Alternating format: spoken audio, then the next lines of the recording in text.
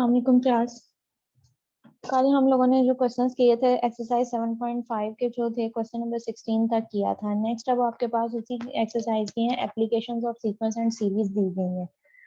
यहाँ पे question number 1 आपके पास जो 17 है, इसमें आपके पास जो स्टेटमेंट दी गई है, उन्होंने कहा है a clock strike once when its hour hand is at 1, कि आपके पास एक क्लॉक दिया गया है, जब उसके ऊपर जब आपके पास वो 1 बजता है तो वो आपके पास एक टाइम स्ट्राइक करता है, ट्वाइस व्हेन इट इज 2, जब आपके पास यानी कि उसके ऊपर 2 बजते हैं तो वो 2 दफा जो है वो स्ट्राइक करता है, एंड सो ऑन। और आपके पास जो है वो सो ऑन इसी तरह से जो है वो उसकी जो स्ट्राइक्स हैं, जिस तरह से आपके पास आर इंक्रीज करते जाएंगे उसकी जो स्ट्राइक्स हैं वो भी आपके पास जो है वो इंक्रीज करती जाती हैं। उसने डिमांड किया कि how many time does the clock strikes in a 12 hours, के 12 आवर्स के अंदर जो क्लॉक है वो आपके पास कितनी दफा जो है वो स्ट्राइक करेगा। गेम से कि जिस तरह से आपके पास अब देखो कि 1 है तो वो एक दफा स्ट्राइक कर रहा है, 2 है तो वो आपके पास 2 टाइम स्ट्राइक कर रहा है, 3 है तो वो 3 टाइम जो है स्ट्राइक कर रहा है, यानी कि जितनी आपके पास आर इंक्रीज होते जा रहे हैं उतनी दफा ही उसकी जो स्ट्राइक्स है यानी कि उसकी आर्स हैं वो भी आपके पास जो है वो इंक्रीज होते जा रहे हैं। अब टोटल जो है उसने कहा है कि 1 से लेके 12 तक आपके पास जो है वो आर दिए गए हैं। अब हमने ये बताना है, ये जो हमें सीरीज दी गई है 1 से लेके 12 तक जो सीरीज दी गई है, इस सीरीज के अंदर जो है वो क्लॉक जो है वो कितने टाइम्स जो है वो आपके पास जो है वो स्ट्राइक करेगा। ये हमने टोटल जो उसकी स्ट्राइक करने की आवाज है वो हमने बतानी है। 1 पे एक दफा या 2 दफा उसको करो, वो काउंट जो उसकी बनती जाती है कि कितनी दफा 12 पे वो 12 कमा करेगा। टोटल जो उसकी स्ट्राइक्स आपके पास आएंगी उसका हमने जो समेशन है वो हमने बताना है कि वो हमारे पास कितने टाइम्स जो है वो आपके पास बन रहा है। अब यहाँ पे देखो इक्वल डिस्टेंस जो है वो आपके पास है कि एक दफा तो एक आ रहा है, 2 टाइम्स है तो 2 टाइम, इसके अंदर जो डिफरेंस आपके पास डी आ रहा है वो आपके पास क्या इक्वल है। जब आपके पास इसका इक्वल डिस्टेंस, इसका डी डिफरेंस जो है वो इक्वल आपके पास आ रहा है तो इट मीन ये हमारे पास क्या अरिथमेटिक सीक्वेंस जो है सीरीज जो है उसका क्वेश्चन दिया गया है। और इसमें से जो हमने सम फाइंड आउट करना है वो हमारे पास क्या है कि अरिथमेटिक सीक्वेंस का जो हमने सम है, सीरीज का जो सम है वो हमने फाइंड आउट करना है। जो सीरीज हमारे पास बनती है वो हमारे पास क्या आ रही है, 1 है, 2 है, 3 है, प्लस सो ऑन जो है 12 तक जो है वो हमारे पास सीरीज बन रही है। यहाँ से अब A1 सीरीज में से जो फर्स्ट वैल्यू है वो आपके पास किसकी है, A1 की है। A1 जो है वो आपके पास किसकी वैल्यू है, वो 1 आपके पास आ जाएगी। D जो है वो आपके पास डिफरेंस उसका किया तो वो हमारे पास 1 आ रहा है, और N जो है वो आपके पास number of term, total term जो है वो आपके पास कितनी है, 12 है। तो 1 से लेके 12 तक N जो आपके पास आ रहा है वो आपके पास उसकी टोटल टर्म्स आपके पास आ जाएंगी। सीरीज का फार्मूला आपके पास क्या होता है कि S n is equal to n by two into 2A1 plus आपके पास n-1 इंटू डी आपके पास जो है वो फार्मूला दिया गया है। इसके अंदर वैल्यूज पुट करेंगे। जो n है वो आपके पास क्या दिया गया, 12 है, 12 आपने किया 12/2 हो जाएगा, 2 है इंटू a की वैल्यू आपके पास क्या है, 1 है, 2 1 जा 2 आपके पास हो जाएगा। यहाँ पे भी 12 माइनस 1 किया 11 आपके पास, 11 को 1 से किया 11 आपके पास आ जाएगा, 2 को 1 से किया 2 हो जाएगा। इसकी हम कटिंग करेंगे, 2 और 12 जो है वो सेम टेबल के आपके पास डिविजिबल है, इसकी हमने कटिंग की तो हमारे पास क्या आ जाएगा 6। और ये 2 प्लस 11 को किया 13 हमारे पास हो जाएगा, 13 को 6 के साथ मल्टीप्लाई करो तो आपके पास आंसर जो आता है वो 98 आता है। मतलब कि जो क्लॉक है जब वो आपके पास 12 आवर पे जाएगा तो जो उसकी नंबर ऑफ स्ट्राइक्स आपके पास है कि वो कितनी दफा जो है वो स्ट्राइक कर रहा है वो आपके पास क्या आ जाएंगी, टोटल 98 जो है वो आपके पास क्या आ जाएगा, उसकी स्ट्राइक्स आ जाएंगी कि इतने टाइम्स जो है वो आपके पास क्लॉक जो है वो बेल होता है। यानी कि एक बजता है तो उसकी वो जो आपके पास यानी कि स्ट्राइक करने के बाद यानी कि उसकी रिंगिंग की बेल है वो एक दफा होगी, 2 बजेंगे तो 2 दफा है, 3 बजेंगे 3 दफा होगी, 4 हो रहे हैं तो 4 दफा होगी। अब जो वो स्ट्राइक करने के बाद है 1 है, 2 है, 3 है, 4 है, वो टोटल 12 जब उसके बाद होंगे तो वो आपके पास कितनी बनेंगी, वो टोटल स्ट्राइक्स जो है वो आपके पास 98 स्ट्राइक्स इसकी आएंगी। नेक्स्ट जो आपके पास क्वेश्चन नंबर 18 है वो आपके पास सेम है क्वेश्चन नंबर 17 की तरह से है कि उसमें आपके पास उन्होंने ये पूछा हुआ है कि आपके पास आर rocket rises 20 feet in 1 second. आपके पास एक रॉकेट है, आपके ऊपर आपके पास जो 20 फीट हाइट पे जाता है 1 सेकेंड के अंदर, 60 फीट में इन द आपके पास जो है वो सेकेंड आपके जाता है, और 100 feet in the third second के पहले सेकेंड में जो है वो 20 फीट तक जाता है, दूसरे सेकेंड में वो जो है वो 60 फीट तक जाता है, जो आपके पास जो है वो थर्ड जो नेक्स्ट सेकंड आपके पास उसमें वो आपके पास क्या जाता है 100 सेकंड फीट तक वो आपके पास जाता है। अब इसमें देखो जो आपके पास डिस्टेंस है वो आपके पास इक्वल डिस्टेंस, उसमें डी जो है वो 40 टाइम्स जो है वो इंक्रीज आपके पास हो रहा है,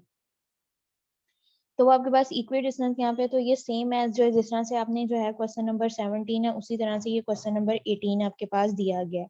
नेक्स्ट आपके पास जो है क्वेश्चन नंबर 19, उसमें उन्होंने दिया हुआ है ये आपके पास है कि आ 5 days rain caused the Chenab river to rise, कि आपके पास एक 5 दिन की बारिश जो है वो चिनाब रिवर के अंदर जो है वो फ्लड का जो इम्कान पैदा करती है। आफ्टर द फर्स्ट डे के पहले दिन के बाद the river rose in 1 inch, कि जो रिवर की यानी कि उसकी जो पानी की सतह थी वो 1 इंच तक जो है वो बुलंद होती है एक दिन की बारिश के बाद। आफ्टर द फर्स्ट डे, पहले दिन के बाद river rose the 1 inch each the day rise of the river triple, कि हर दिन यानी कि एक दिन बारिश हुई है तो वो आपके पास क्या है,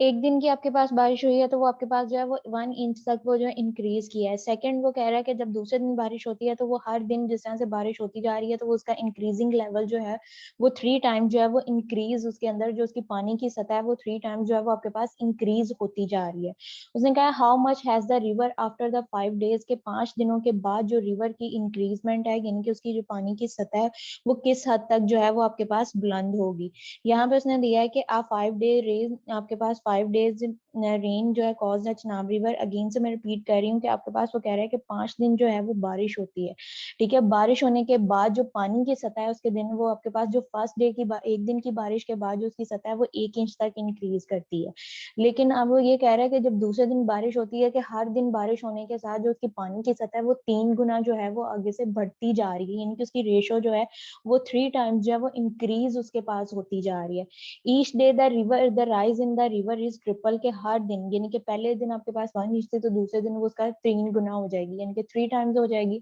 3 टाइम्स है तो वो 3 टाइम्स का दोबारा से आपके पास जो है वो 3 गुना हो जाएगी, वो आपके पास जो है वो 9 तक चला जाएगा। 9 का उसका फिर इंक्रीज हो जाएगी वो 27 तक, आपके पास 27 का इंक्रीज करोगे वो 81 तक, यानी कि आपके पास वो हर दिन के साथ जो है वो 3 गुना उसके जो जितनी वो वैल्यू होगी उसका 3 गुना जो है वो ज्यादा से ज्यादा बढ़ता जाएगा। अब यहाँ पे आपके पास जो है वो आपके पास इसके हमने सपोज किया कि लेट हमारे पास A1 जो है वो आपके पास क्या है, rise of the river first day, यानी कि A1 जो होता है किसी भी सीक्वेंस की जो फर्स्ट वैल्यू है वो आपके पास क्या कहलाती है, A1 कहलाती है। तो यहाँ पे भी A1 जो है वो उसका आपके पास क्या आएगा, जो फर्स्ट डे का जो उसका डिफरेंस है यानी कि जो पानी की सतह आपके पास बुलंद हो रही है वो आपके पास क्या होगा, A1 आपके पास आएगा। तो A1 की जो वैल्यू है वो आपके पास किसके इक्वल आ जाएगी, 1 के इक्वल आपके पास आ जाएगी।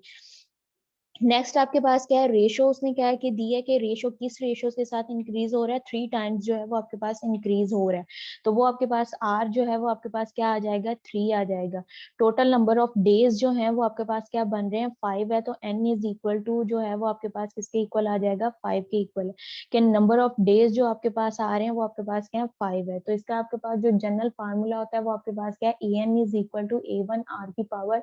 n-1 दिया जाता है। ज्योमेट्रिक सीक्वेंस का जो फार्मूला है वो आपके पास होता है an is equal to A1 r की पावर n-1।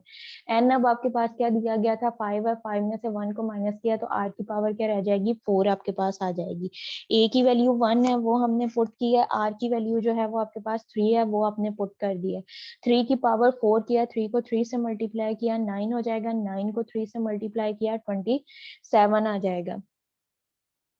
27 जो है उसको आपने 3 के साथ मल्टीप्लाई किया तो आपके पास जो वैल्यू आ रही है वो आपके पास क्या हो जाएगा, 81 हो जाएगा। So the river rise 81 inches after the 5 days, के 5 दिनों के बाद जो रिवर की सतह है वो आपके पास कितनी हो रही है कि 81 टाइम्स जो है वो आपके पास इंक्रीज हो रही है।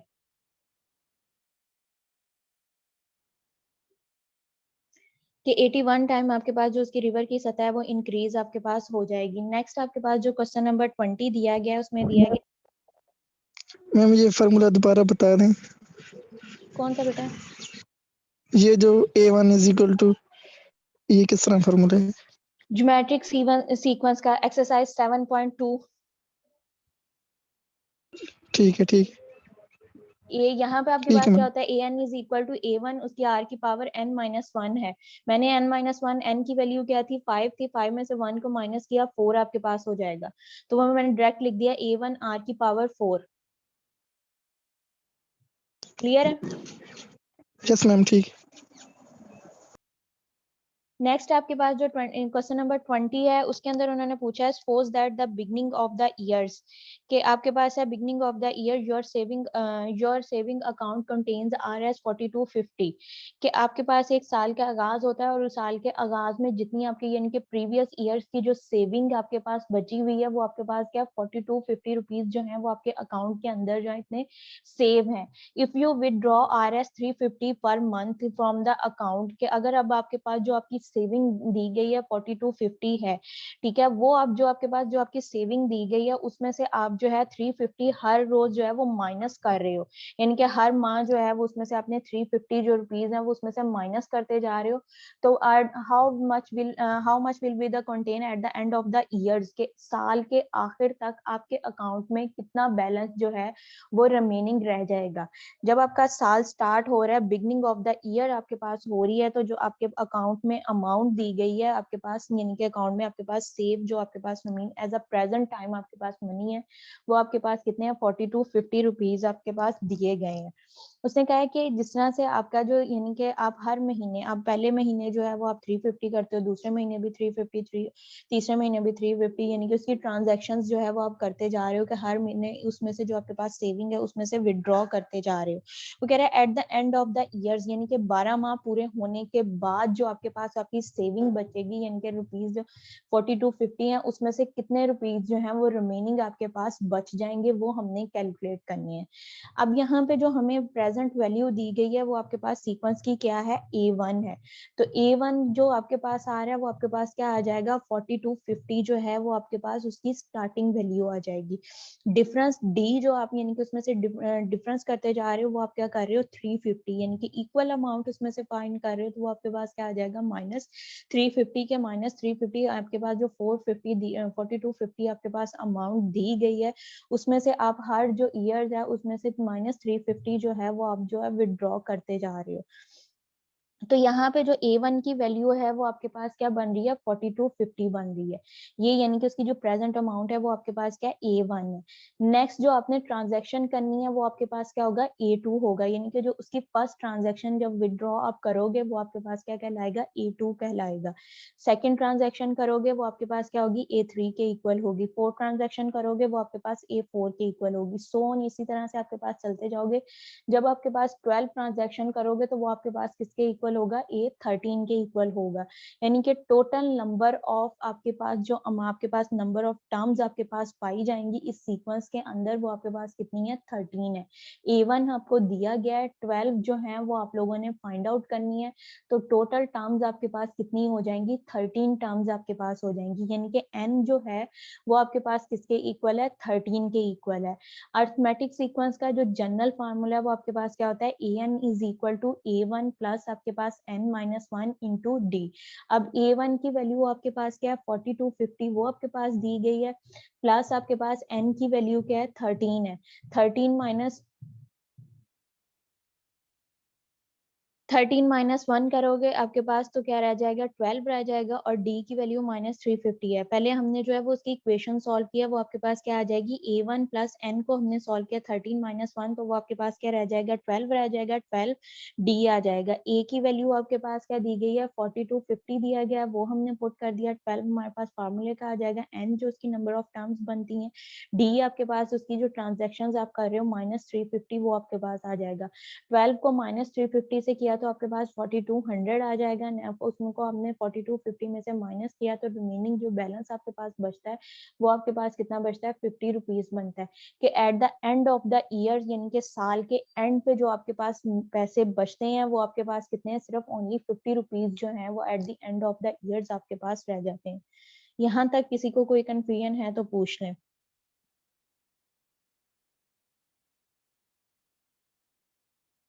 क्लास यहाँ तक क्लियर है? Yes ma'am. Yes ma'am. Next आप लोगों का जो चैप्टर नंबर 8 है वो आपके पास दिया गया है introduction to the mathematical inductions and the binomial theorem. इसकी जो एक्सरसाइज 8.1 है उसके अंदर जो है वो आप मैथमेटिकल इंडक्शंस करोगे, और जो आपके पास सेकंड आपके पास दी गई है 8.2 है उसमें आपने बाइनोमियल थ्योरम करना है। फर्स्ट जो आपके पास है मैथमेटिकल इंडक्शंस है। मैथमेटिकल इंडक्शन ये होता है कि कोई भी आपके पास जो है वो एक वैल्यू या सीक्वेंस nth टर्म दी जाती है, कोई फार्मूला आपके पास दिया जाता है और उसकी कंडीशंस दी जाती हैं। ठीक है, वो फार्मूला दिया जाता है, उसके ऊपर आपके पास ना आपको रिस्ट्रिक्ट कर दिया जाता है। इसमें मैथमेटिकल इंडक्शन की दो कंडीशंस होती हैं। वो कंडीशंस जो हैं वो अपने फार्मूले के ऊपर अप्लाई करनी है। अगर वो कंडीशन सेटिस्फाई हो जाती हैं देन वो आप कहोगे कि वो आपके पास जो मैथमेटिकल इंडक्शन जो है वो उसके ऊपर प्रूव होती है आपके पास। अब यहाँ पे आपके पास दिया गया इसकी डेफिनेशन, जो दो कंडीशंस हैं वो ये आपके पास है इन जनरल जो दी जाती हैं। Let P N be the proposition or the statement that is defined the positive integers n,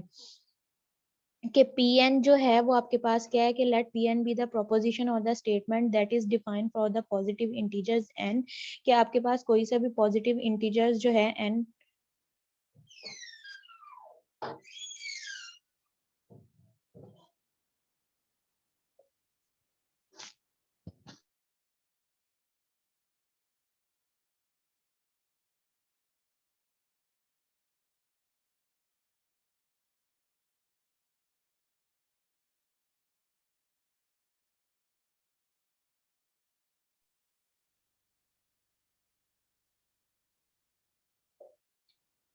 यहाँ पे आपके पास दिया गया let P N be the proposition और the statement that is defined for the positive integers, के आपके पास जो है वो पॉजिटिव इंटीजर्स के लिए डिफाइन की जाती है सच दैट कंडीशंस आपके पास क्या है पी ऑफ वन, यानी कि एन की जगह पे जो है वो आपने वन पुट करना है उस फॉर्मूले के अंदर और उसकी लेफ्ट हैंड साइड जो है वो आपके पास राइट हैंड साइड के इक्वल अगर आ जाती है तो आप कहोगे कि जो उसकी कंडीशन वन है वो आपके पास क्या है सेटिस्फाई हो रही है। पी एन यानी कि आपके पास कोई सी भी स्टेटमेंट दी जाएगी जिसके आपके पास लेफ्ट हैंड साइड भी होगी और आपके पास जो है वो राइट हैंड साइड भी आपके पास दी जाएगी। तो हमने ये प्रूव करना है कि वो आपके पास जो उसकी लेफ्ट हैंड साइड जो है वो राइट हैंड साइड के इक्वल है। फर्स्ट जो हमने वैल्यू लेनी है वो हमारे पास क्या है पी ऑफ वन है, यानी कि एन की जगह पे जहाँ पे वो उसने यानी कि जो भी क्वेश्चंस आपको दिया जाएगा उसमें जहाँ जहाँ पे आपके पास एन होगा वहां पे आपने वन को पुट करना है। अगर उसकी वन पुट करने से लेफ्ट हैंड साइड और राइट हैंड साइड आपके पास इक्वल आ रही है तब आप कहोगे कि उसकी कंडीशन वन जो है वो सेटिस्फाई हो रही है। सेकेंड कंडीशन इसकी ये दी गई है if P of k is a true then P k plus one is true,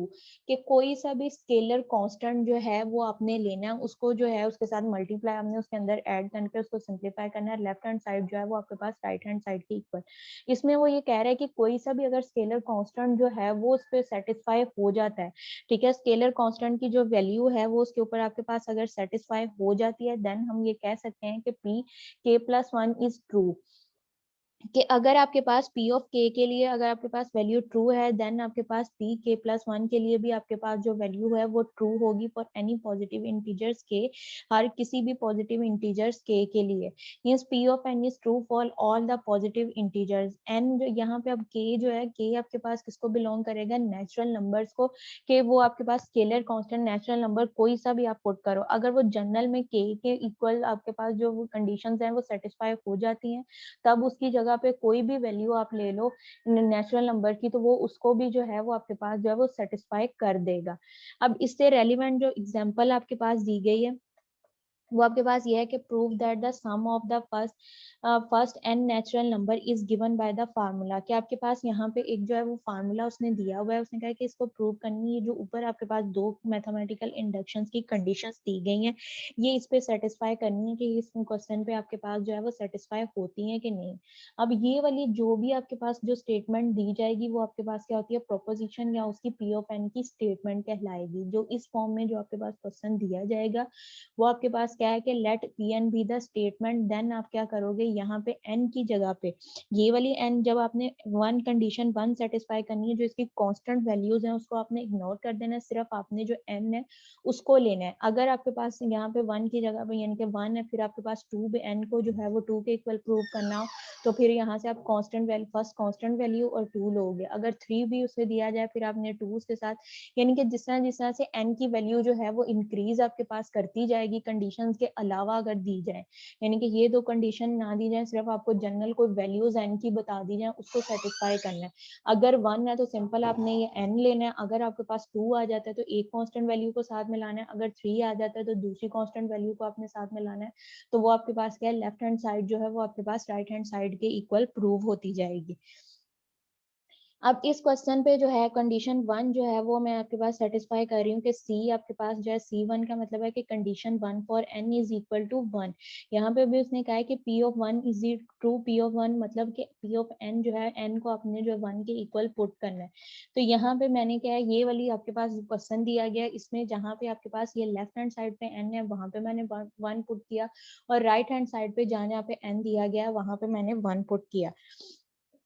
यहाँ से तो आपके पास जो कांस्टेंट वैल्यू है उसको इग्नोर कर देना है, ये आपके पास 1 आ जाएगा। अब इसमें आपने किया n की जगह पे 1, और ये आपके पास 1 प्लस 1 2 हो जाएगा, 2 को 1 से मल्टीप्लाई किया 2 हो जाएगा, 2 डिवाइडेड बाय 2 है। तो बोथ जो है वो सेम टेबल के आपके पास डिविजिबल है, इनकी कटिंग कर दोगे तो वो आपके पास किसके इक्वल आ जाएगा, 1 के इक्वल आ जाएगा। तो यहाँ से जो इसकी कंडीशन 1 है वो आपके पास क्या है, P ऑफ 1 इज ट्रू, कि ये आपके पास लेफ्ट हैंड साइड जो है वो राइट हैंड साइड के इक्वल आ रही है। देन हम ये कह सकते हैं कि P ऑफ n जो है वो आपके पास ट्रू है, तो कंडीशन 1 जो है वो आपके पास क्या हो रही है, सेटिस्फाई हो रही है। अब हमने जो है कंडीशन 2 लेनी है। कंडीशन 2 आपके पास क्या थी कि लेट द स्टेटमेंट, के हमने एक स्टेटमेंट लेनी है P of n is true for n is equal to k। हमारे पास क्या है कि हमने n की जगह पे कोई सा भी स्केलर कांस्टेंट जो है n ऑफ k वो आपने पुट करना है, और उसके बाद चेक करना है कि वो आपके पास जो है लेफ्ट हैंड साइड जो है वो आपके पास उसकी कंडीशन जो आपके पास P ऑफ k आप पुट करोगे, जब k पुट करोगे तो आपके पास एक इक्वेशन बनेगी, तो उसको आपने जो है वो दूसरी इक्वेशन के इक्वल आपके कंसिडर करना है। अगर वो आपके पास ट्रू सेटिस्फाई हो जाती है k ऑफ प्लस 1 के इक्वल, देन आप कहोगे कि ये आपके पास जो है कंडीशन 2 जो है वो आपके पास सेटिस्फाई हो रही है। अब यहाँ पे आपके पास